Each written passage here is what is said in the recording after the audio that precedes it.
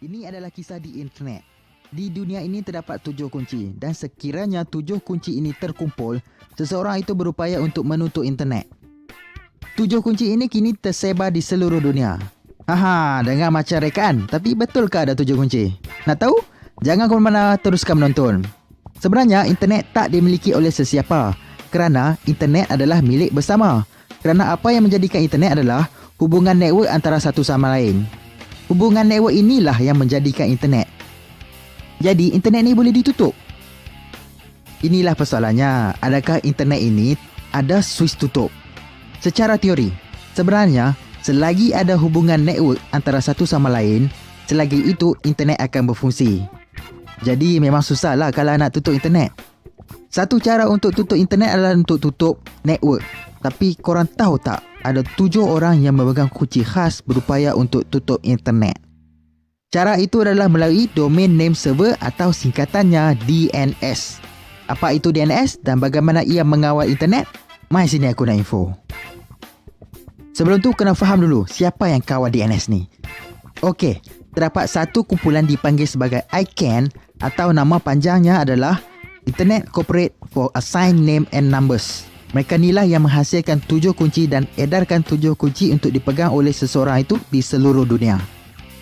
Dengan kunci itu, mereka boleh tutup internet. Bagaimana caranya? Aku akan info sekejap lagi. Korang jangan confuse pula dengan cerita Dragon Ball. Kalau cerita Dragon Ball, kumpul 7 berbola naga. Ni lain. Ini kumpul 7 kunci.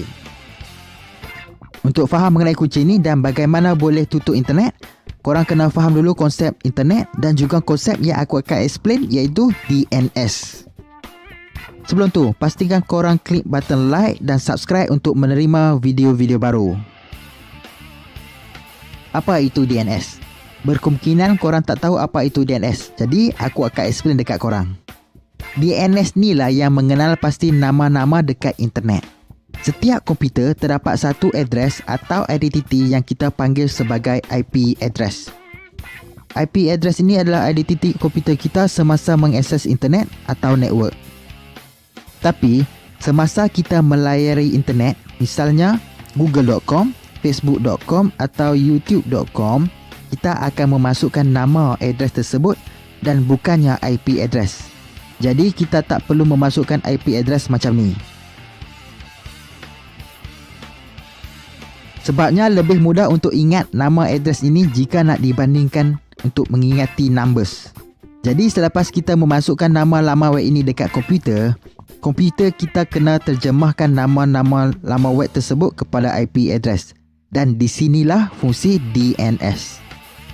DNS tu akan terjemahkan laman web itu kepada IP address. Senang, anggap DNS ni macam phone book.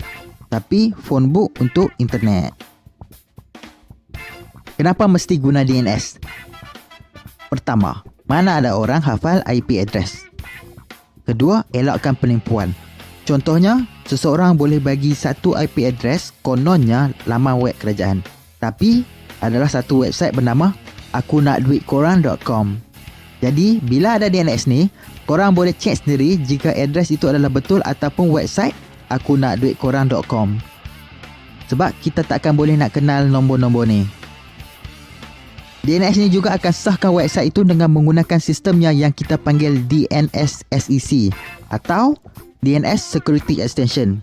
Aku kena explain benda ni dulu, jangan risau. Aku akan balik semula kepada pemegang kunci itu selepas ini.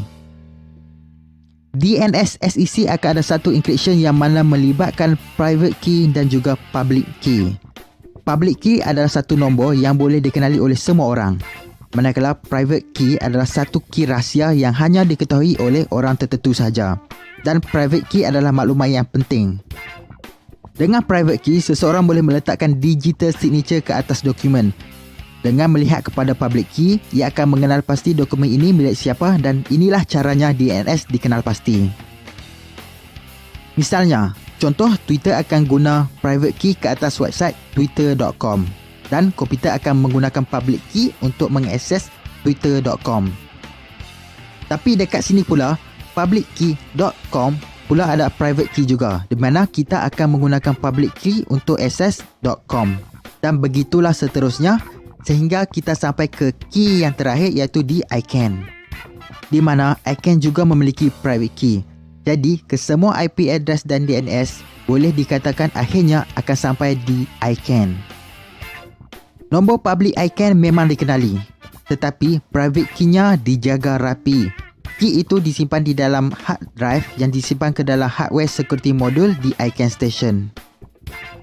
Kalau nak pergi, mesti kena lepas ke semua security mereka dahulu, dan jika berjaya lepas, korang masih perlukan kunci fizikal yang dipegang oleh 7 individual. Kerana untuk mengakses ke dalam hardware security module itu, korang perlukan access card, di mana access card itu disimpan ke dalam kotak. Dan kotak itu pula perlu dibuka oleh kunci khas yang dipegang oleh 7 individu ini. Siapa 7 individu ini? Mereka bukanlah pemerintah dunia, tapi mereka adalah pakar security yang dipilih oleh ICANN. Berikut adalah nama-nama mereka. Sekiranya DNS perlu ditutup atau DNS memiliki masalah, 5 dari 7 orang ini perlu menggunakan kunci mereka untuk mendapatkan smart card dan gunakan kad itu untuk membuka kotak yang memiliki ICANN private key dan boleh shutdown. Dengan itu, kebanyakan internet akan down dan tak boleh diakses. Jadi itulah yang akan berlaku. Tapi sebenarnya korang still boleh akses internet dengan menggunakan IP address.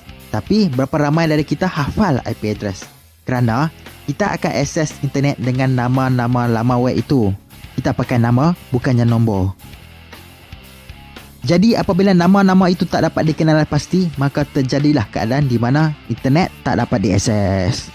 Okey, ini adalah contoh salah satu cara untuk tutup internet. Cara yang paling senang adalah tutup plug wifi. Yang ni semua orang boleh buat. Tak perlu pun nak pegang kunci. Ada orang kata bahawa yang pegang key ni adalah orang yang hebat di dunia. Tapi salah. Sebab orang yang hebat adalah orang yang akan klik button like dan button subscribe. Jadi jangan lupa untuk klik like dan subscribe. Kalau ada apa-apa, nanti pakcik info je.